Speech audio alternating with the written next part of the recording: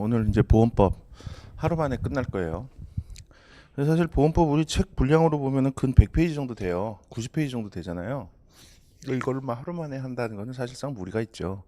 회사법 같은 경우는 우리 진도 나갈 때 보면 하루에 한 30페이지, 40페이지 나갔거든요. 많이 나가야 40페이지였는데 이건 뭐 2배 이상 나가야 되니까 그 3시간 만에 끝난다는 건 사실 불가능하고요. 한 1시간 정도 더 하더라고 보통. 작년, 재작년 보니까 1시간 정도 오버를 하더라고요. 그렇게 오버를 해도 중요한 것만 할 수밖에 없지 부수적인 것까지는 다 못해요. 근데 그렇다고 해서 보험법을 이틀을 하느냐? 이틀까지 할 건 사실 아니에요 또. 보험법은 선택형에서 한 문제 나오는 게 다거든요. 근데 그걸 위해서 수업을 이틀을 한다는 건 또 너무 시간 대비 효율이 떨어지죠. 그리고 선택형에서 한 문제가 나오는데 지문은 5개잖아요. 사실 어떻게 생각해 보면 정답에 해당하는 지문 하나만 알고 있으면 문제를 맞추는 거잖아. 5지문을 다 알아야 되는 건 아니잖아요. 그러니까 이거를 우리가 핵심적인 내용만 공부를 하고 넘어가자고요. 그렇게 해서 나오면은 다행이고 안 나오면 뭐 할 수 없는 거고 뭐 그런 마음으로 준비를 하셔야 돼요. 보험법 그게 이제 시간 대비 효율로서는 좋을 거예요.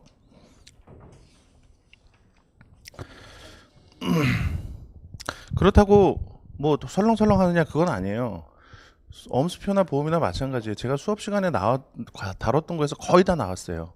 거의 다 나온 거를 오늘 수업 시간에 들은 것만 제대로 아시면은 거의 다 맞출 수 있을 거예요. 오늘 들은 거를 다 알았는데 못 맞춘다. 다른 사람도 못 맞춰요. 그건 걱정하지 마세요. 보험법 사실 포기하는 사람이 더 많잖아요. 아예 공부 안 하는 사람이 더 많잖아. 자, 보험. 우선 개념을 읽기 전에 대략적으로 사례를 들어서 보시죠. 자, 예를 들어서 영국에서 무역상들이 100명이 있어요. 무역상 100명이 있는데 100. 이 사람들이 인도에 가서 향신료를 구해다가 영국에 가서 갖다 팔면 1인당 한 10억씩을 벌 수 있다고 치자고. 뭐 이거는 어디 나오는 게 아니라 제가 그냥 즉흥적으로 만든 예예요. 그냥 대략적으로 보험의 개념이 뭔지를 알기 위해서. 자, 그러려면은 인도까지 배를 타고 가갖고 인도에서 향신료를 구해 와야지. 뭐 판매는 영국에서 한다 하더라도. 근데 이 무역을 계속 하다 보니까 인도까지 배 타고 가는데서 배가 그 풍랑을 만나갖고 그 좌초되는 게 있더란 말이에요. 그러면은 사업이 망하잖아. 배까지 이렇게 침몰되고 하면 사업이 망하잖아요. 갔다 오면은 10억을 버는데 거기에서 사고가 나면은 망하는 상황인 거예요. 자, 그런데 몇 년 동안 이렇게 해보니까 보통 이 100명이 이 업계에 한 100명 이렇게 상인들이 있는데 100명이 1년에 한 명 정도 사고가 나더라는 거야. 뭐 누가 사고가 날지, 언제 사고가 날지, 어떤 경로에서 사고가 날지 그건 몰라. 근데 통계적으로 보니까 대략 한 1년에 한 명 정도 사고가 나더라는 거야. 자, 그러니까 얘네들이 돈을 벌면은 10억을 버는데 잘못하면 망하게. 그 한 명의 재수없게 걸리면 망하게 되는 거예요. 불안하잖아. 불안하니까 100명이 모여서 이렇게 하는 거지. 야, 우리 1인당 1,000만 원씩 내서 10억을 모아놓자. 10억을 모아놓자. 그리고 통계적으로 보면 1년에 한 명 정도 사고가 나니까 그 사고 난 애한테 얘 이걸 주자. 응? 이걸 주자. 그러면은 얘 뭐 배값 정도 손해 본 거 감안하더라도 어느 정도 좀 손실을 회복하는 거 아니냐. 그렇게 해서 오케이 한 거예요. 1인당 1,000만 원씩 내갖고. 그리고 사고가 나네. 이거 100번째가 사고가 났다. 그럼 얘한테는 10억을 주는 거죠. 얘네들이 돈 1,000만 원씩 모아서 10억을 얘한테 준다. 그러면은 얘네들은 사고가 우연히 안 나갖고 10억을 벌면 다행인 거고 혹시 사고가 나더라도 요 10억을 받으면 어느 정도 손실이 회복이 되니까 뭐 괜찮은 거고 뭐 이렇게 저 위험을 분산을 하는 거죠. 위험을 누구한테 다 모두에게 갖고 있는 위험을 이전하고 통합을 하는 거죠. 다른 사람한테 내가 갖고 있는 위험을 다른 사람한테 이전하고 그리고 전체를 관점에서 보면 위험을 통합해 갖고 관리를 하는 거죠. 이게 이제 보험이에요. 자, 보험의 개념 읽어보자고요. 보험이란 동일한 위험에 놓인 사람들이 자, 얘네들 동일한 위험에 놓여 있죠, 지금 인도까지 항해를 하는데 그 중에서 사고가 나서 전 재산을 잃을 위험, 동일한 위험에 놓여 있다고. 걔네들이 하나의 위험 단체를 구성하여 얘네들이 단체를 구성을 해요. 위험 단체를 구성을 하여 통계적 기초에 의하여 산출된 금액을 내요. 통계적 기초에 의해서 지금 1,000만 원이라는 금액이 산출이 됐죠. 통계적으로 우리가 인도에 한번 갔다 오면은 10억을 버는데 그리고 거기서 사고 날 확률은 통계적으로 보니까 1년에 한 명꼴이더라. 그래서 10억을 1년에 한 명꼴 이렇게 나누면 100으로 나누면은 1,000만 원을 내면은 우리가 손실을 보전할 수가 있겠구나. 이렇게 계산이 된 거죠. 그래서 1,000만 원을 낸 거예요. 금액을 내요. 일정한 기금을 마련한 후 10억을 마련한 거예요. 이게 이제 일정한 기금이에요. 이걸 마련한 후 우연한 사고를 당한 자에게 그러니까 그 배가 난파하는 사고 그 사고를 당한 자에게 우리 예에서는 요 100번째 얘가 그 사고를 당했죠. 당한 자에게 그 기금에서 일정한 재산적 급여를 함으로써 요 10억을 줌으로써 경제 활동에 불안을 덜고자 하는 제도이다. 자, 얘가 한번 10억 갔다 오면 10억을 벌지만 그 자기가 사고가 나면은 전 재산을 잃을 수 있는 그런 불안이 있었는데 이렇게 돈을 모아놓고 10억을 주기로 약속함으로써 즉 보험을 가입함으로써 그 위험 그 불안을 덜게 됐어요. 이런 제도가 보험이라는 거죠. 자, 이 정도는 뭐 다 아시겠죠? 자, 보험의 핵심적인 개념은 이 위험이에요. 위험이 있어야 돼. 여기서 예에서는 지금 그 사고가 날 위험이죠. 배가 난파될 위험. 그럴 위험이에요. 그래서 위험이 없으면 보험도 없다 하고 말할 정도로 위험은 보험 제도에서 중요한 요소다. 근데 위험은 불확실성을 요소로 해요. 불확실성을. 그래서 위험이 없는 보험, 즉 불확실성이 없는 보험은 무효라는 거예요. 무효다 그렇게 했어요. 그리고 이거는 강행 규정이에요. 644조. 이 규정은 중요한 규정이니까 잘 알아두셔야 돼요. 자, 불확실성의 대상이 어디에 있어야 되냐? 불확실성은 보험 사고의 발생 여부뿐만 아니라 발생 시기에 있어서 불확실성이 있을 수도 있어요. 그래도 불확실성은 인정이 돼요. 자, 지금 우리 얘가 든 여기에서의 보험 사고는 보험 사고 발생 여부의 불확실성이 있죠. 배가 난파가 되느냐 마느냐, 그 사고가 발생하느냐 마느냐, 발생 여부의 불확실성이 있는 거예요. 그런데 발생 여부에서는 불확실성이 없어도 발생 시기에 있어서만 불확실성이 있어도 이거는 불확실성이 인정이 되고 따라서 위험이 인정이 되는 거예요. 자, 그런 게 대표적인 보험이 뭐가 있어요? 사망보험. 사망이라는 보험 사고는 발생한다는 것은 분명해. 누구나 다 사람은 죽으니까.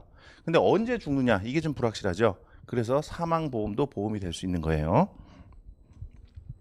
그 다음에 불확실성의 판단 기준 나오죠. 이것도 중요해요. 불확실성. 방금 지금 제가 얘기한 거 다 중요한 얘기들만 하는 거예요. 이거 뭐 기초적인 거고.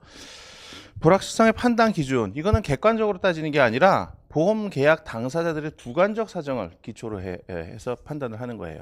자, 예를 들어 봐요. 자, 이런 경우를 봐요. 배에다가 물건을 싣고 화물을 싣고 어디까지 운송하는 그런 상황에서 배가 이렇게 가다가 난파가 될 수가 있잖아. 그러면 이 화물이 다 없어질 수가 있죠. 물에 빠져갖고. 이 위험을 담보하기 위해서 보험을 가입을 하는데 배가 이미 떠난 이후에 보험 계약자와 보험 회사가 계약을 체결하는 거예요. 요때 계약을 체결하는 거야. 그런데 배는 이미 떠났어요.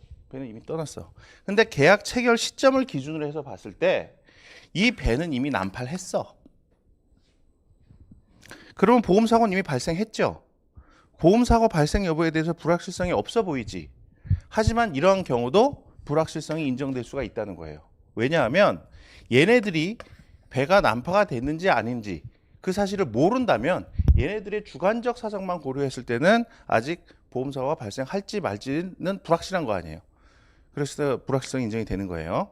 객관적으로는 보험 사고가 이미 발생했다 하더라도, 즉 보험 사고 발생 여부에 대해서 불확실성이 없다 하더라도 계약 당사자들이 주관적 사정, 그 사실을 알고 있느냐 모르고 있느냐, 요걸 고려를 했을 때, 주관적 사정을 고려를 했을 때는 이거는 확실하게 발생한 사건인지 아닌지 알 수가 없는 거니까 불확실성이 인정이 된다, 이런 뜻이에요. 불확실성의 판단 기준, 주관적인 사정에 따라 정해진다라는 거 알아두셔야 돼요. 자, 그 다음에 통지와의 관계, 그래갖고 또 나중에 배울 고지음화의 관계에서 관련되는 게 나오는데, 그 관련 판례를 좀 보시죠.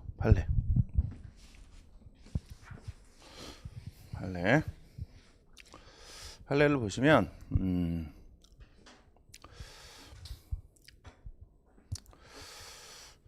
여기서, 갑이라는 사람이 A 보험회사에 보험을 가입을 했어요. 근데 어떤 보험을 가입을 했냐? 보험의 내용은 이래요. 사망사고가 발생을 했다. 사망사고. 어떠한 사망사고. 무슨 사망사고인지 중요하지 않아요. 사망사고가 발생하거나 또는 암 진단을 받거나 또는 진단받은 암에 의해서 사망하거나 뭐 이런 것들. 요건 이제 뭐 재해가 발생해서 한 사망, 재해 발생에 따른 사망, 그런 거. 또는 암 진단을 받거나 아니면 진단받은 암에 의해서 사망하거나 이런 사고가 발생을 하면 보험금을 지급하는 그런 내용의 보험계약을 체결을 했어요. 그런데 이 보험계약 체결 당시에 이미 갑이 암 진단을 받은 상태였던 거야. 암 진단을. 그렇다면 이 보험계약은 이 보험사고 발생 여부에 대해서 지금 불확실성이 없죠. 보험계약 체결 당시에 이미 암 진단이라는 보험사고가 확실하게 발생된 상황이잖아. 그러니까 불확실성이 없는 거죠. 불확실성이 없어서 없는 거다. 그래서 지금 644조에 따라서 무효가 된다. 요거에 관한 판례예요. 644조 한번 볼까요? 중요한 조문이니까 한번 읽어보죠.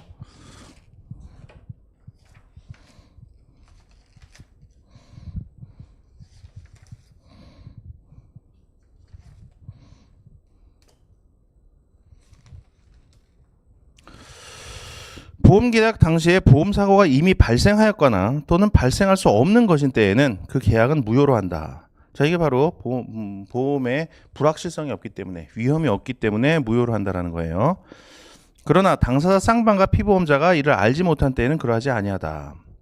객관적으로는 보험사고가 발생하거나 발생하지 못할 것이라 하더라도 당사자의 주관적 사정을 고려했을 때는 그 불확실성이 있는 경우, 그러한 경우에는 무효로 하지 않는다는 얘기죠. 방금 우리가 봤던 그 얘기를 하는 거예요. 자, 그런데 지금 이런 상황에서 암 진단이라는 보험사고가 계약 체결 당시에 이미 발생했단 말이야. 그리고 갑 자신이 암 진단에 받은 거니까 알고도 있었지.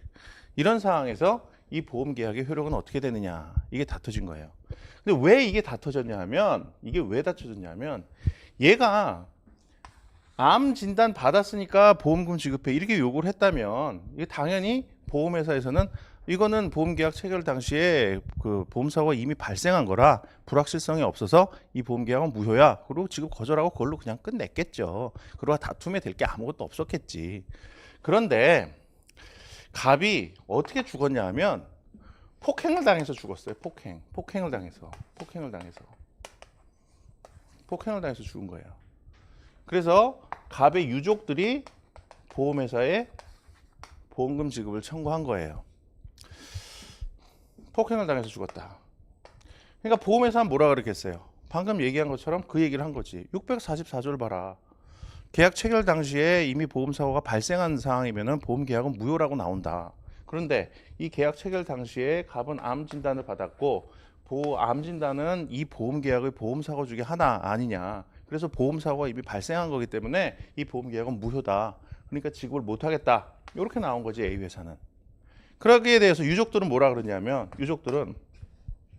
야, 무효는 무효인데 그거는 요 부분과 관련해서 무효일 뿐이다. 나머지 부분에서는 효력이 있는 거다. 다시 말해서 이미 암 진단을 받았는데 그건 맞다. 그래서 암 진단 받았다는 이유로 보험금 청구한다면 그게 무효니까 네가 거절하는 건 이해가 되겠다.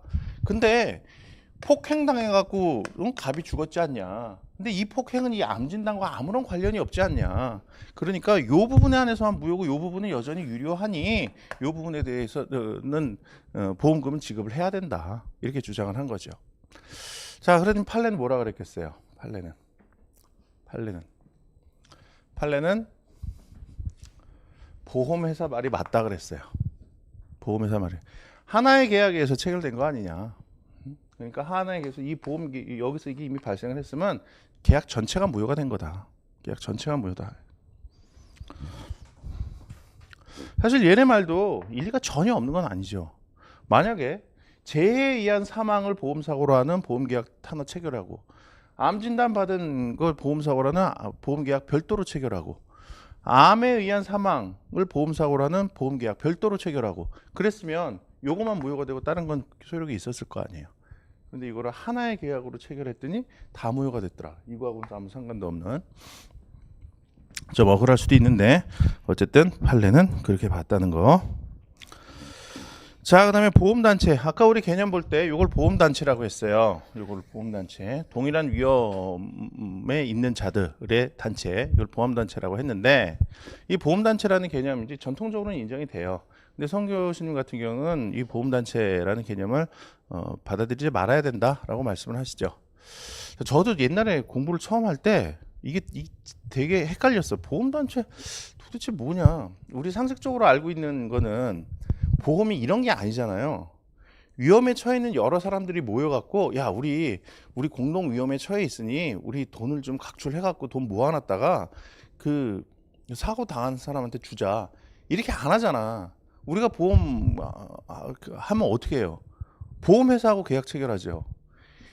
얘네들 요런 애들이 여러 명이 있으면 이게 100명이 있으면 동일한 위험에 처해 있는 자가 100명이 있으면 사실 보험회사라는 자가 하나 있어갖고 얘하고 계약 체결, 얘하고 계약 체결, 얘하고 계약 체결, 얘하고 계약 체결 이런 식으로 되잖아요. 얘네들 사이에서는 서로 일면식도 없다고. 보험회사하고만 계약을 체결할 뿐이에요. 그런데 얘네들을 갖고 하나의 보험단체다라는 개념을 구성을 한단 말이에요. 이거는 사실 일종의 현대보험에 있어서는 가상적인 개념이죠. 자, 우리 뒤에서 볼 건데 요런 보험을 상호보험이라 그러고 요렇게 보험회사가 껴있는 보험을 영리보험이라 그래요. 근데 현대보험에서는 대부분 이 영리보험이죠. 이 상호보험은 이런 거 잘 없죠. 옛날에나 있는 거지. 그래서 이런 거를 감안하면 보험단체라는 거는 사실 가상의 개념이라고. 근데 어쨌든 우리 통설은 얘네들 동일한 위험에 처해 있는 자들로 구성된 요 단체, 요거를 보험단체라고 불러요. 송 교수님은 이런 개념 인정하면 안 된다. 이런 개념을 인정을 하면 보험회사가 보험금을 지급하지 않는 거를 정당화시키는 논리적인 이유가 된다는 거예요. 원래 우리가 생각을 해보면 보험회사는 경제적 강자고 얘네들은 좀 경제적 약자잖아요. 우리 주변에 있는 많은 보험을 생각해봐요. 자동차 보험 가입을 했다. 아니면 우리 집에 화재 보험을 가입했다. 보험회사가 경제적 강자예요. 우리 같은 사람이 경제적 강자예요. 우리가 약자잖아. 그러니까 집에 불이 났으면 웬만하면은 보험금을 받도록 해주는 게 정의로울 것 같잖아. 그런데 이 보험단체라는 개념을 구성을 하면 보험회사가 전체 보험단체의 이익을, 그러니까 일종의 공익을 대변하는 자가 돼버려요. 그래서 보험금을 지급하면 그 일부의 사람한테만 이익이 되고 공익을 해치는 것처럼 된다고. 느낌이 그렇게 되잖아요. 그래서 보험금은 지급을 되도록이면 안 해주게끔 그렇게 이론 구성이 된단 말이에요. 얘 이익을 보호하게 되는 거지. 근데 이거는 현실에 맞지 않는다는 거죠. 왜 보험회사 이익을 보호를 해요? 보험회사 이익 보호해주면 얘네들의 이익이 뭐가 보호가 되나? 그런 거 아니잖아요. 얘네들 영업이익만 늘어날 뿐이지. 응? 그래서 보험단체라는 개념을 인정하지 말아야 된다. 송 교수님은 그렇게 말씀을 하시죠.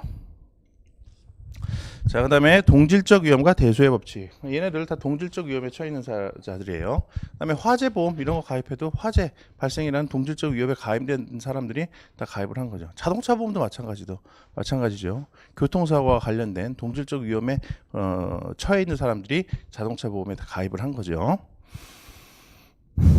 위험의 동질성이 있어요. 대수의 법칙, 그다음에 보험금과 보험료 이런 거 나오는데 대략 한번 읽어보세요. 대수의 법칙 이런 거 사실 몰라도 돼요.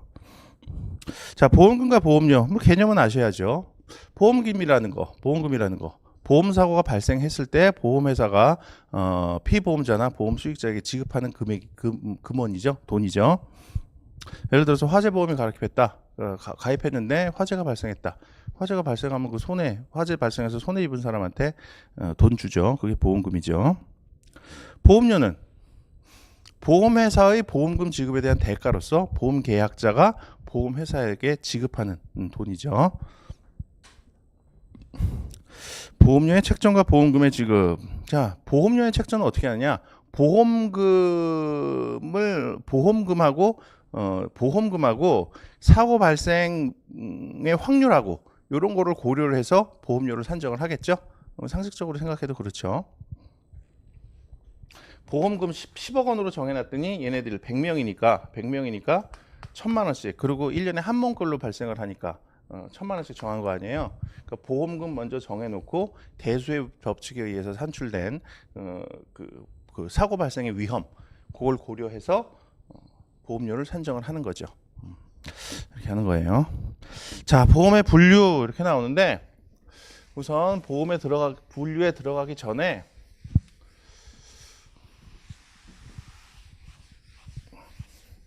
보험의 개념을 먼저 봤으니까요. 우선 책 순서대로 하는 것도 좋지만, 우리 시험에서 자주 나오는 법리를 이해하려면은 우리가 예를 들어서 설명을 하면 편하잖아요. 근데 그 예를 들 가장 단순한 보험의 사례 3가지를 먼저 소개를 할게요. 오늘 그걸 갖고 우리가 앞으로 공부를 해보자고요. 자, 우리 상법은 보험을 손해보험과 임보험으로 구분을 하고 있어요. 손해보험과 임보험.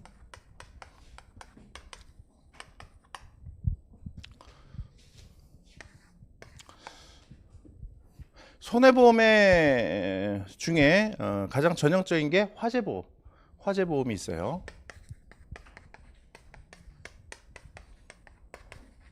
자, 우선 손해보험 중에 화재보험부터 보자고요.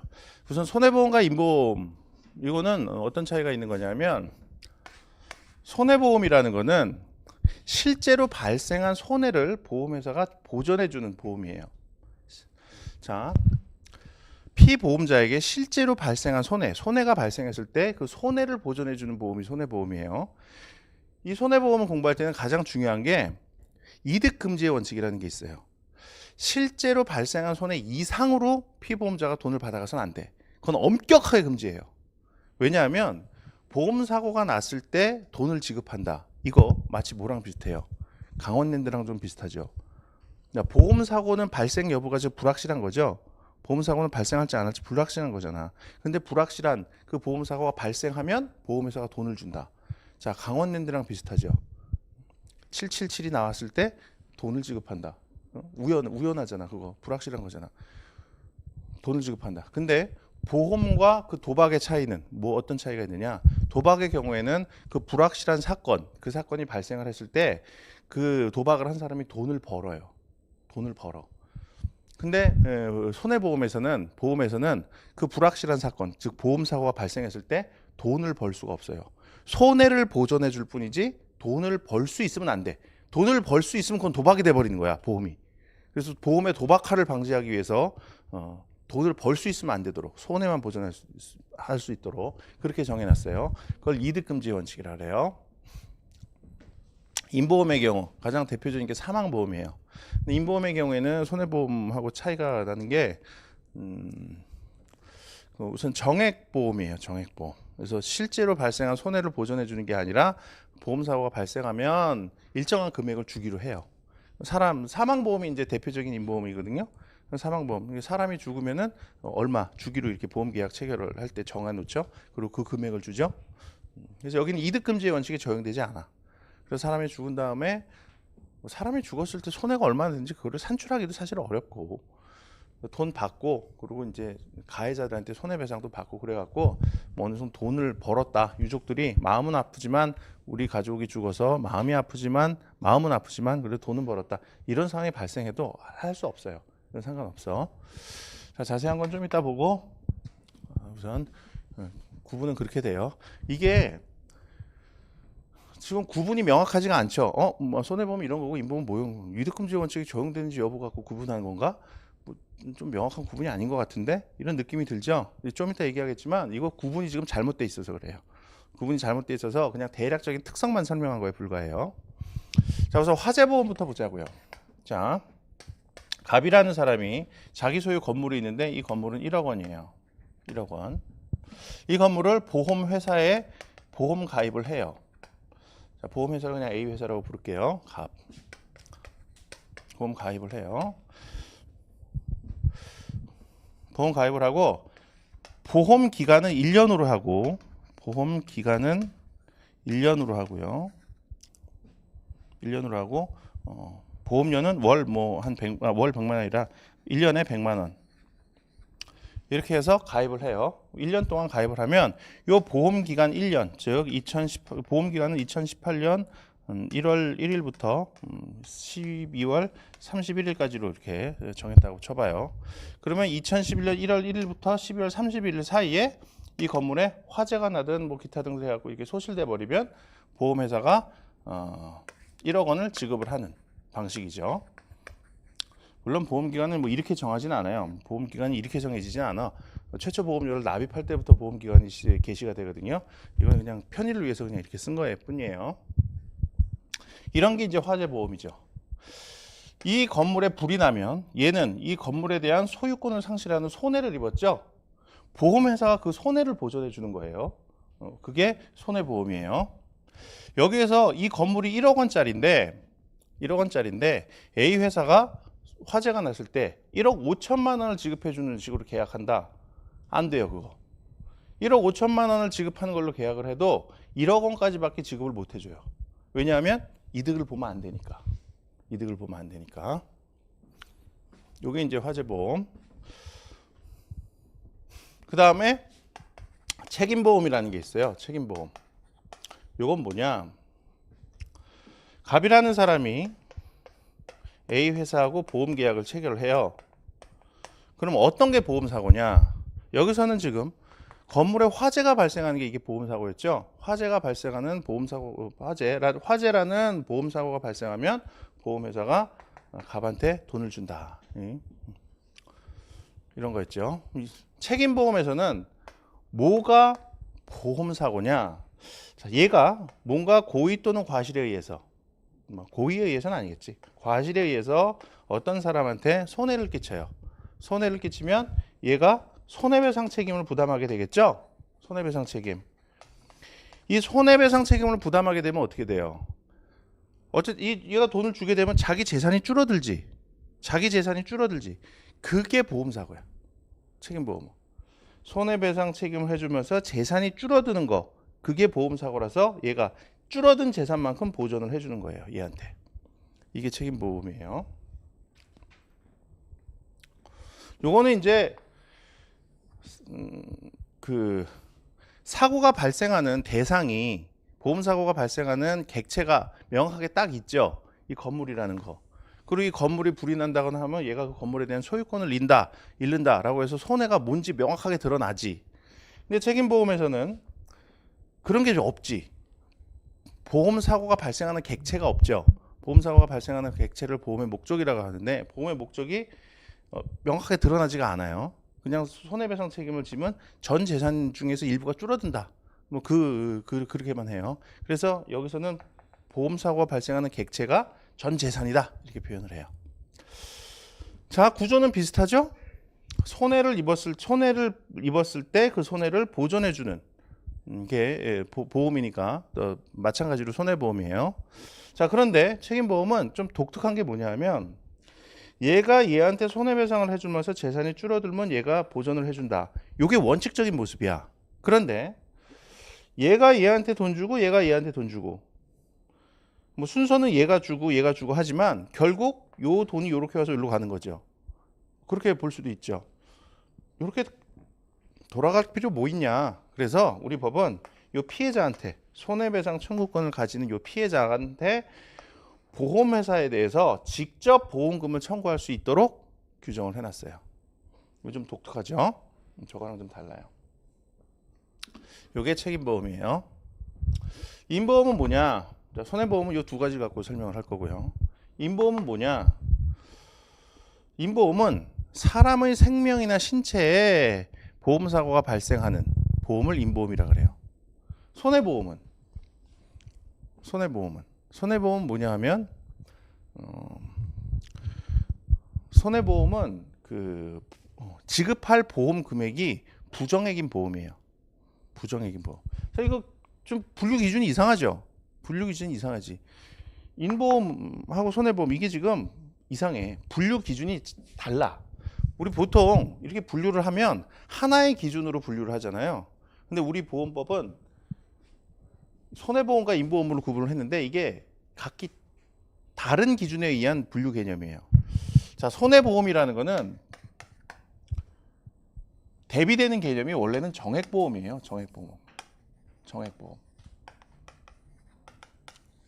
이거는 분류 기준이 보험금을 지급하는 방식에 의한 거죠. 분류 기준이 보험금 지급 방식이에요. 정액보험이라는 거는 보험사고가 발생했을 때 계약에서 정한 일정 금액을 지급하는 거고, 손해보험이라는 거는 이건 부정액보험이라고도 표현해요. 부정액보험. 이거는 보험사고가 발생했을 때 보험 계약에서 정한 일정 금액을 지급하는 게 아니라 실제로 발생한 손해액만큼을 배상을 해주는 거예요. 근데 상한은 보험 계약에서 정하지. 일정한 상한 범위 내에서 실제로 발생한 손해액을 보전을 해준다. 이게 손해보험이라고. 그러니까 일정 금액을 정하느냐, 부정액으로 정하느냐, 이렇게 보험금을 지급하는 방식에 의한 분류 개념이라고, 이 손해보험은. 인보험 이건 뭐에 대응되는 개념이냐? 이건 재산보험에 대응되는 개념이에요. 사실은. 이건 뭘 갖고 구분한 거냐? 이거는 보험사고가 발생하는 객체를 갖고 구분을 한 거예요. 보험사고가 재산, 물건이나 뭐 이런 재산에 발생하면 재산보험이고, 사람의 생명이나 신체에 발생하면 인보험이 되는 거라고. 요것들 재산보험이죠. 재산보험. 건물이라는 물건에 지금 화재라는 보험사고가 발생했을 때 손해배상을, 그러니까 보험금이 지급되는 거잖아. 그러니까 저런 건 재산보험이라고. 이렇게 지금 이런 건데, 우리 상법을 이렇게 손해보험하고 인보험하고 이렇게 이상하게 구분을 해놔갖고 좀 헷갈리게 돼 있어요. 인보험이라는 거는 사람의 생명이나 신체에 보험사고가 발생하는 거예요. 대표적인 게 이제 사망보험이죠. 인보험에는 생명보험이라는 게 있고, 그다음에 상해보험이라는 게 있고, 질병보험이라는 게 있어요. 생명보험, 상해보험, 질병보험 다 사람의 생명이나 신체에 보험사고가 발생하는 보험이죠. 그렇게 구분을 해요. 근데 생명보험에는 사망보험, 생존보험, 생사혼합보험 이런 게 있어요. 지금 그냥 듣기만 하세요. 다 여기 책에 다 나오는 거야, 결국은. 근데 이제 대표적인 건 사망보험이죠. 사람이 죽었을 때 일정 금액을 얼마를 지급한다. 사망보험. 이게 이제 인보험의 대표적인 거예요. 자, 상해보험을 볼까요? 상해보험. 요게 좀 독특해요. 상해보험. 이거는 인보험이기도 하면서 손해보험이기도 해요. 그래서 독특하죠. 우리 상법은 상해보험을 인보험으로 구분을 분류하고 있는데, 상해보험은 또 손해보험에도 해당한다고. 자, 상해보험. 사람의 신체가 다쳤을 때, 상해를 입었을 때 보험금을 지급하는 거니까, 보험사고가 발생하는 객체는 사람의 신체예요. 그렇죠? 그러니까 인보험이야. 그런데 보험금 지급하는 방식은 어떻게 되느냐? 이거는 부정액 보험이에요. 상해보험은. 실제로 상해를 당해갖고 발생한 실손해, 치료비니 입원비니 이런 실손해를 배상해 주는 거거든. 일정한 금액을 배상해 주는 게 아니에요. 물론 상해보험에서 몇 가지가 있는데, 그 중에서 이제 의료비 같은 거 보상해 주는 보험을 보면 그래요. 그게 이제 대표적인 거니까. 근데 우리는 요 상해보험 요거는 나중에 이제 요 특징적인 것만 보고, 인보험과 관련해서는 요 사망보험을 갖고 공부를 하자고요. 사망보험이라는 건 뭐라 그랬어요? 사람이 죽으면, 그러면은 계약에서 정한 일정 금액을 지급하기로 하는 보험. 그게 사망보험이에요. 자, 우선 관련 용어를 대략 보죠. 자, 이렇게 보험료를 평상시에 받다가 보험사고가 발생하면 보험금을 지급하는 자, 이 자를 보험자라고 불러요. 보험자. 보험회사를 말하는 거예요. 보험회사. 보험회사. 영리보험에서는 보험회사가 보험자예요. 자, 그리고 얘 갑. 얘는 지금 보험 계약자이기도 하고 피보험자이기도 한데, 보험 계약자와 피보험자의 개념이 뭐냐? 보험 회사하고 보험 계약을 체결하는 자가 보험 계약자죠. 보험 계약자. 보험 계약이라는 건 뭐예요? 보험료 지급과 보험금 지급. 보험 계약자의 보험료 지급과 그리고 보험 사고 발생 시 피보험자나 보험 수익자에 대해서 대한 보험금 지급을 대가 관계로 하는 쌍무유상 계약이죠. 이게 보험 계약이죠.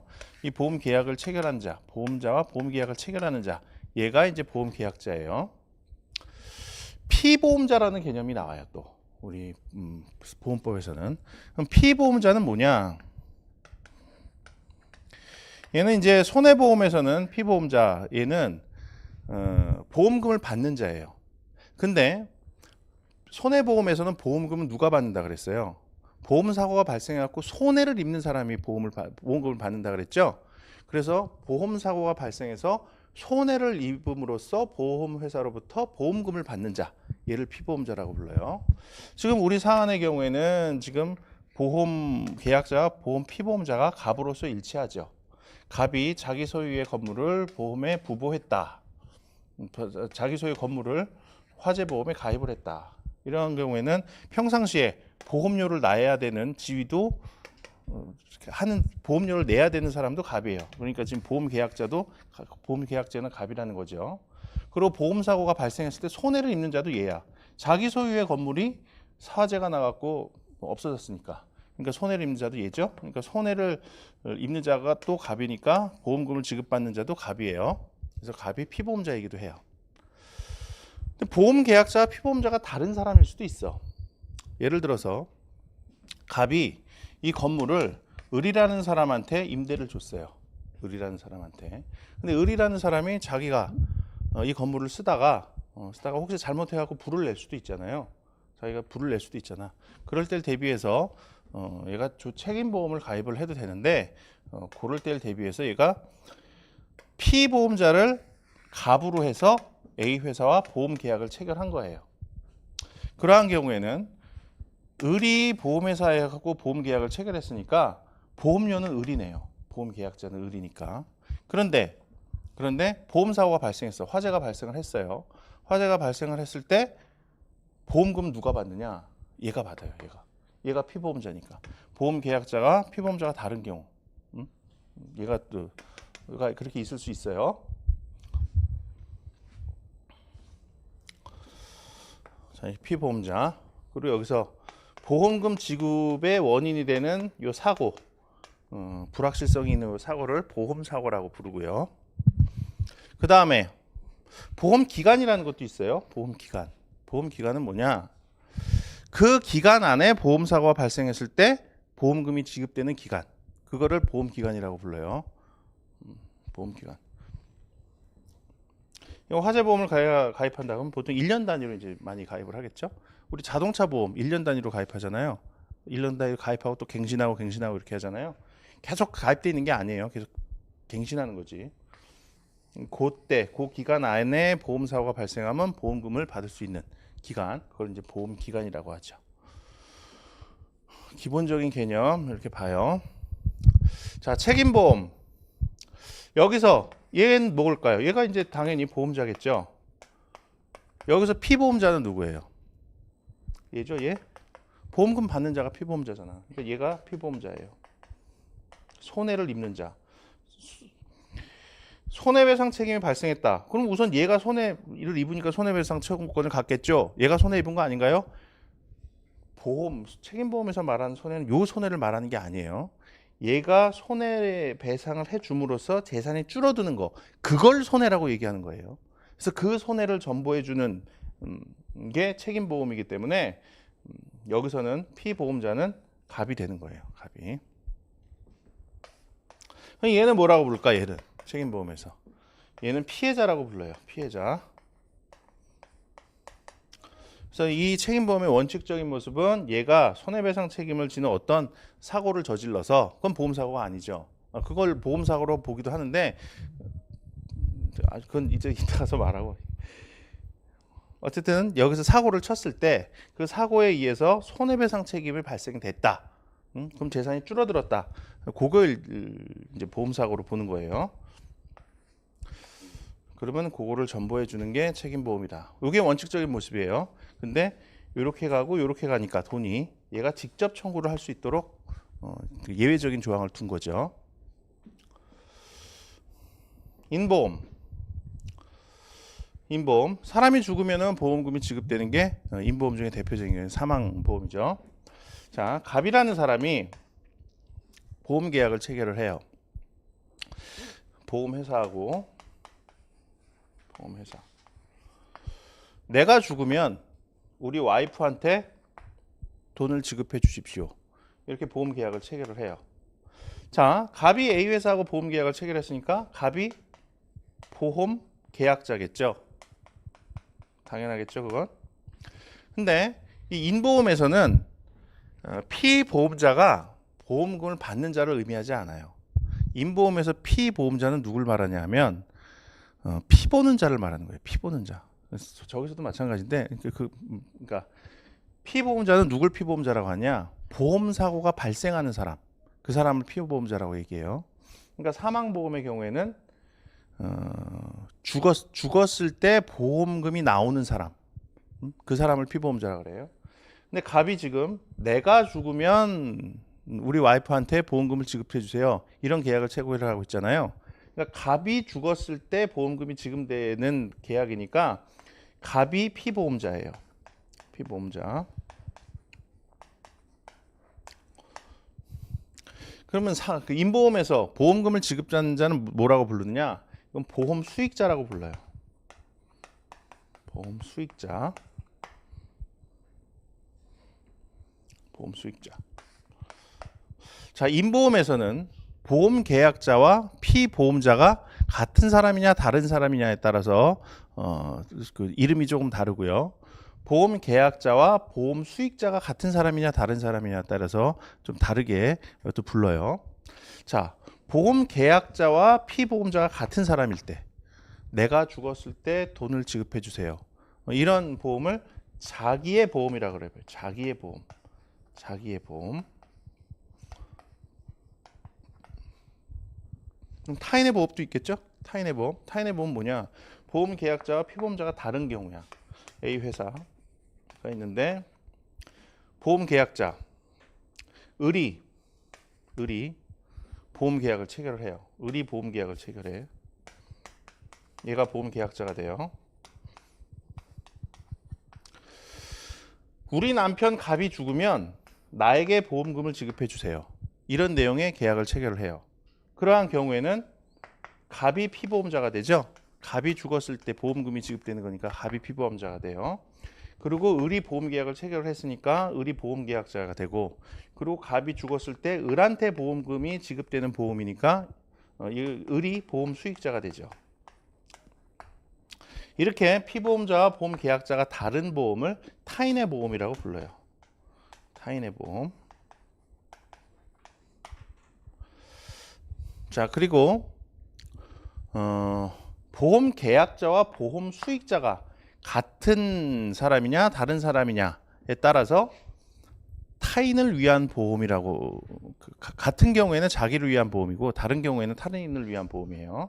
이 경우는 자기를 위한 보험이죠. 보험 계약자가 보험을 체결하는데 자기가 돈 받기 위해서 체결을 하고 있는 거죠. 그래서 이거는 자기를 위한 보험이에요. 이 경우는 타인을 위한 보험이죠. 보험 계약자와 보험 수익자가 지금 다르잖아. 그러니까 타인을 위한 보험이죠. 이런 경우도 있을 수 있어요. 이 경우는 지금 자기의 보험이면서 타인을 위한 보험이죠. 이 경우는 타인의 보험이면서 자기를 위한 보험이죠. 그러면 타인을 위한 보험이면서 타인의 보험인 경우도 있겠죠. 예를 들어서 엄마가 아빠가 죽었을 때 우리 아들한테 보험금이 지급되도록 하는 이런 계약을 체결한다.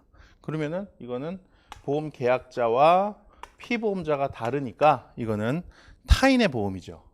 그리고 보험 계약자와 보험 수익자가 다르니까 이거는 타인을 위한 보험이죠. 이렇게 나뉘어요.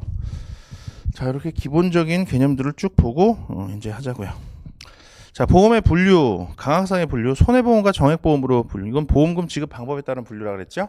아까 설명을 했어요. 그 다음에 재산보험과 임보험, 보험사고가 발생하는 객체에 따른 분류예요. 우리 근데 상법은 손해보험, 이거는 보험금 지급 방법에 따른 분류고, 임보험, 이건 보험사고 발생 객체에 따른 분류인데 분류 기준을 달리해서 이렇게 분류를 해놨다. 이건 이상한 분류다. 그다음에 가계보험과 기업보험, 보험 계약자가 누구인지에 따른 분류예요. 기업보험은 보험 계약을 체결하는 사람이 기업이야. 가계보험은 보험회사하고 보험 계약을 체결한 사람이 우리 같은 그냥 일반 개인이야. 기업이 아닌 개인. 이런 분류 기준이에요. 가계보험과 기업보험의 분류의 실익은 뭐에 있느냐? 불이익 변경 금지의 원칙이 적용되는지 여부예요. 663조 보실까요? 663조 보시면 이 편의 규정은 당사자 간의 특약으로 보험 계약자 또는 피보험자나 보험 수익자의 불이익으로 변경하지 못한다. 자, 보험 계약자, 피보험자, 보험 수익자 이렇게 나오죠. 그러니까 보험 계약과 관련해서 보험회사가 한 편을 이루고 그다음에 보험 계약자와 피보험자, 보험 수익자가 한 편을 이루겠죠. 이렇게 되는데 보험편의 규정은 보험 계약자 또는 피보험자나 보험 수익자의 불이익으로 변경하지 못해요. 자, 이건 무슨 얘기냐? 자, 우리 같은 사람이랑 그러니까 일반 가게, 우리 일반 개인이랑 보험회사랑 비교를 해보면 누가 경제적 강자냐? 보험회사가 훨씬 경제적 강자죠. 그래서 보험 계약이 체결될 때는 보통 보험 약관에 따라서 체결이 돼요. 보험회사가 자기들 원하는 거 약관 다 집어넣고 그 내용대로 보험 계약을 체결한단 말이야. 우리 일반인들은 보험 계약 내용을 정할 수가 없어. 걔네들이 원하는 대로 할 거냐 말 거냐만 정할 수가 있다고요. 경제적 약자죠. 그리고 보험에 대해서 잘 알지도 못해. 그러니까 보험 약관에 보험회사한테만 유리한 게 쫙 들어가 있으면은 뭣도 모르고 그냥 불리한 보험 계약 체결을 하게 된단 말이에요. 그래서 법이 후견적 지위에서 우리 경제적 약자를 보호해주기 위해서 이런 규정을 둔 거예요. 상법의 규정을 둔 거 이거하고 비교했을 때 불리한 조항을 넣는 거는 무효다. 보험 계약자나 피보험자, 보험 수익자 얘네들한테 불리한 걸 계약 조항에 넣으면 무효다. 이렇게 해갖고 보험 계약자 등이라고 부를게요. 보험 계약자 등을 보호하고자 하는 거예요. 그런데 이 663조 이거는 가계보험에만 적용이 돼요. 가계보험의 경우에만 우리가 약자니까. 기업보험의 경우에는 663조가 적용되지 않아. 왜냐하면 기업은 보험회사와의 관계에서 대등한 교섭력이 있기 때문에 자기들 이익 자기가 알아서 잘 케어를 한다는 거야. 법이 나서갖고 후견적 지위에서 보호해줄 필요가 없다는 거예요. 자, 기업보험에는 적용되지 않는다는 건 그 단서에 나와요. 그러나 재보험 및 해상보험, 기타 이와 유사한 보험의 경우에는 그러하지 않다. 즉 불이익 변경 금지의 원칙이 적용되지 않는다. 그런 얘기예요. 거기에 구별 실익이 있다. 영리보험과 상호보험. 이거는 우리 아까 대략 봤죠? 영리보험이라는 건 보험회사가 껴있는 거야. 보험 계약자하고 보험회사하고 계약 체결 하는 건데 상호보험은 우리 아까 처음에 예를 들은 것처럼 보험회사가 없어. 그래서 보험 가입자들이 보험 계약자이자 그러니까 보험 가입자 그러니까 보험 계약자이자 피보험자 걔네들이 하나의 단체를 이뤄갖고 걔네들이 보험 계약자이기도 하고 피보험자이기도 하고 보험회사이기도 해요. 그 단체가 스스로 돈 모아갖고 스스로 돈 가져가니까 이런 걸 상호보험이라고 불러요. 근데 현대보험은 거의 다 영리보험이죠. 상호보험은 뭐 거의 없어요. 그리고 또 상호보험에 대해서는 혹시 있다 하더라도 이 영리보험에 관한 규정을 다 적용을 해요. 적용을 하기 때문에 구별의 실익은 거의 없어요. 우리 상법은 영리보험을 염두에 두고 만들어진 법이에요. 그런데 상호보험에도 이 규정이 다 적용이 된다. 그래서 영리보험과 상호보험은 구별의 실익이 없다라는 거. 상법상 보험의 분류, 이거는 이제 손해보험과 임보험. 이게 중요하죠. 상법상 보험이니까, 분류니까. 이건 좀 이상하다, 분류가. 자, 그 다음에 보험계약법. 이제 본격적으로 이제 공부를 하게 해보자고요. 보험계약법. 자, 보험계약법. 우리 보험과 관련해서는 뭐 보험 공법도 있고 보험 사법도 있고 뭐 그런데 우리가 상법에서 배우는 거는 보험계약법이에요. 보험계약과 관련돼서 적용 문제되는 것들만 배우는 거예요. 자, 그런데 우리 계약이라는 거 배웠잖아요. 민법 시간에 또 채권법에서 배웠고, 그리고 상행위법에서도 계약과 관련된 많은 조항이 있었잖아요. 근데 보험도 하나의 계약이면 그러면 채권법에 있는 거랑 그 상행위 안편에 있는 거 그냥 적용하면 되지. 왜 보험만 특별히 떼내 갖고 보험 계약과 관련해서는 이렇게 규정을 뒀느냐? 그거는 보험에 무슨 특별한 법리를 적용할 필요가 있기 때문에 그랬겠죠. 그게 뭐냐면 보험이라는 거는 보험에서는 이 역선택이라는 게 이루어질 수가 있고, 그리고 도덕적 해이라는 게 있을 수가 있어요. 근데 요거를 그러니까 보험 계약에서는 요런 현상이 나타날 수가 있는데 요건 되게 나쁜 현상이야. 그래서 요거를 그대로 방치해 두면 보험 시장이 와해될 수밖에 없어요. 보험이라는 업종이 사라질 수밖에 없어. 그래서 요런 현상을 없애기 위해서 많은 규정을 둔 거예요. 우리 법조항의 대부분이 보험법에 상당히 많은 수가 중요한 내용들이 요런 현상이 발생하지 않도록 하기 위한 거야. 자, 그럼 요런 현상이 도대체 뭔데 요걸 방치해 두면은 보험 시장이 와해가 되느냐 한번 보자고요. 이런 거예요. 이게 정보의 불균형에 의해서 발생을 하는 건데 이런 거야. 보험회사가 있어요. 이 보험회사는 화재보험회사야. 화재보험회사예요. 화재보험회사가 있는데 이 화재보험에 가입할 가능성이 있는 사람은 많이 있겠죠. A, B, C, D 뭐 많이 있어요. 그런데 예를 들어서 얘는 건물이 인화성 물질을 보관하고 있는 창고 건물이야. 화재 위험이 매우 높겠죠. 얘는 학원 건물이야. 학원 건물. 학원 건물인데 그냥 고등학생들 입시학원 건물이야. 이건 뭐 화재 위험이 그렇게 높지 않겠죠. 자, 그런데 얘는 보험회사를 운영을 그러려면 아까 얘기한 것처럼 어떤 사고가 발생을 하면 그 사고가 발생을 하면 보험금을 지급한다 이렇게 되는 거 아니에요. 근데 그거를 정할 때 알아야 될 게 뭐가 있겠어요. 사고 위험을 알아야 되겠죠. 사고 위험. 아까 대수의 법칙에 의해서 판단된 통계적으로 그 계산된 사고 위험을 우선 판단을 해야 되잖아요. 사고 위험을. 그리고 이 사고 위험을 판단한 다음에 지급할 보험금 계산하고, 그리고 보험금 요구와 사고 위험에 맞춰 갖고 보험료 계산해서 월 얼마씩 돈 내면은 보험금 얼마 지급해 줄게. 이렇게 되는 거 아니에요. 자, 그런데 요 사고 위험 판단하는데, 이 사고 위험을 판단하는 데 있어서 얘네들과 얘가 정보가 불균형하단 말이야. 얘네들은 각자 자기가 얼마나 사고 위험이, 자기 건물이 얼마나 사고 위험이 있는지 다 알고 있죠. 얘는 이제 내 건물인데 내가 앞으로 이거 인화성 물질을 보관하는 창고로 사용할 거야. 얘는 알고 있지. 하지만 얘는 그것까지 몰라. 얘가 어떤 용도로 사용하는지 모른다고. 마찬가지야. 다 몰라. 얘네들은 각자는 자기의 위험의 정도를 알고 있지만 얘는 보험에 가입하려고 하는 자의 위험의 정도를 모른다고. 그러니까 얘는 사고 위험을 계산할 때 어떻게 하겠어요? 평균적 위험으로 계산할 거라고. 평균적 위험. 평균. 이 평균적 위험을 고려를 해서 보험금과 보험료를 책정을 할 거란 말이에요. 근데 요거 갖고 책정을 해놓으면 여기에서 얘는 적극적으로 가입하려고 할 거지만 얘는 가입하려고 하지 않을 거예요. 왜냐하면 얘는 자기가 안고 있는 위험보다는 보험료가 너무 비싸. 아니, 우리 학교에서는 그렇게 불날 확률이 높지도 않은데 아우 저렇게 높은 보험료를 줘가면서 아우 보험 가입 안 할래 이렇게 된다고.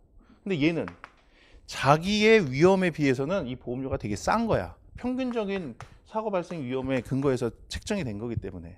그러니까 얘는 적극적으로 가입할 거예요. 그러면은 요 위험 사고 위험을 계산할 때는 얘네들 전부를 갖고 계산을 한 거라고. 그럼 얘네들이 평균적으로 이렇게 다 위험이 높은 애나 나쁜 애나 다 가입을 하면 요게 정확히 맞을 텐데 얘네들은 가입 안 하고 높은 애들만 가입한단 말이야. 근데 가입 받아 보니까 너무 높네? 그러면 얘는 어떻게 해요? 평균 위험이 높아진 거지. 그럼 보험료를 더 올려야지. 보험금을 내리거나. 그러면 또 얘는 가입 안 하고 얘네들만 가입하겠죠. 그러면 또 얘는 보험료는 올리고 보험료 낮추고. 그러면 결국 끝에 한 놈. 얘만 가입할 수밖에 없다고. 이건 보험시장에 와야 되는 거예요. 이렇게 돼버리면. 보험업을 영위할 수가 없어요. 그래서 이거 뭐 어떻게 해야 되느냐. 얘네들한테 자기 정보를 제공하라고 강요해. 너 위험이 높으면 위험 높은 거 고지해. 보험계약 체결할 때 네가 얼마나 높은 위험에 처해 있는지를 솔직하게 다 말해야 된다. 말 안 하면 너 사고 나도 보험금 안 줘. 나중에 배우겠지만 철퇴를 가해요. 다 알려줘야 돼. 사실 우리가 계약을 체결할 때 자기가 필요한 정보는 자기가 알아내야 해서 계약 체결하는 거 아니에요. 상대방이 나의 이익을 위해서 필요한 정보를 나한테 적극적으로 제공해 줘야 되는 건 아니잖아. 내가 필요한 정보는 스스로 알아서 해봐야지. 그러면 그걸 여기다 그냥 적용하면 얘네들 위험이 얼마인지 얘가 스스로 알아서 파악을 해야 된다고. 일반 법리에 따르면. 근데 보험법은 그렇지가 않아요. 보험법은 얘의 보호를 위해서 자기한테 불리한 거라도 다 알려줘야 돼. 안 알려주면 철퇴를 가해. 아주. 그 알려줘야 될 의무를 고지 의무라고 불러요. 고지 의무. 자, 이 도덕적 해이는 뭐냐? 자, A 회사가 있어요.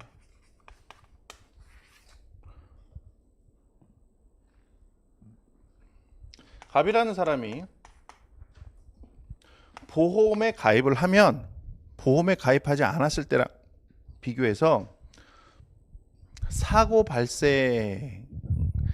방지를 위한 노력을 게을리하게 되기 때문에 사고 발생의 위험이 높아진다는 거야.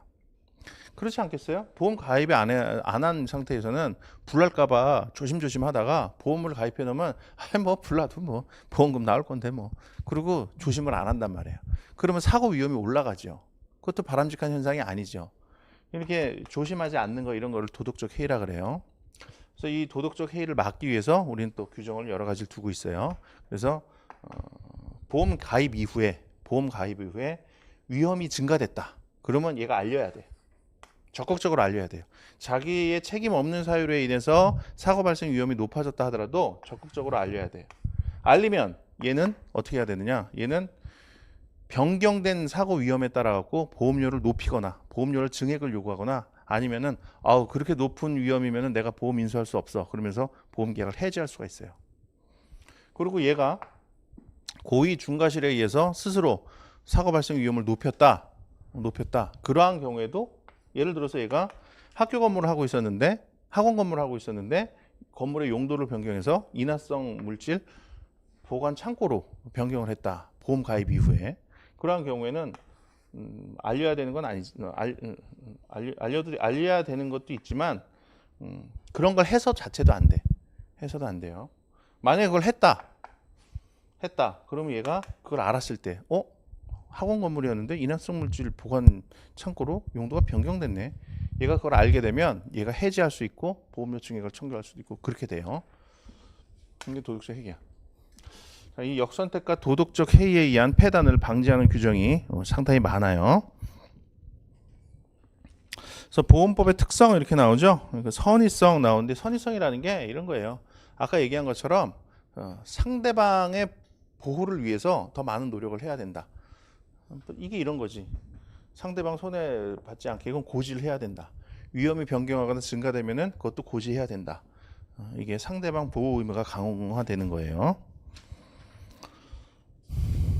그다음에 편면적 강행 규정성을 갖는다. 보험법은 이건 뭐냐? 아까 불이익 변경 금지의 원칙 봤죠? 663조. 그 얘기를 하는 거예요. 편면적 강행 규정성. 보험 계약자 측, 그러니까 보험 계약자 측이라 그러면은 보험 계약자, 피보험자, 보험 수익자를 통틀어서 얘기하는 거예요. 보험 계약자 측에게 불리한 방향으로 보험법을 변경을 하는 거는 효력이 없다. 그게 편면적 강행 규정성이죠. 왜 편면적이에요? 보험 계약자 측에게 유리하게 보험 계약을 변경하는 내역으로 계약을 체결하면 그건 유효하니까 이거는 편면적으로만 가행 규정이죠. 자, 그 다음에 보험약관 보시면요. 보험약관, 이거는 보통 보험약관에서 다 공부를 한 거니까 민법에서도 공부하신 거고 상총에서도 처음에 다 공부하신 거니까 그냥 가볍게 보세요. 그 밑에 보시면은 715페이지 밑에 불소급의 원칙 그래갖고 판례 하나 나오거든요. 그거나 조금 보세요. 일반적인 내용이에요. 잠시 쉬었다가 보험 계약부터 할게요.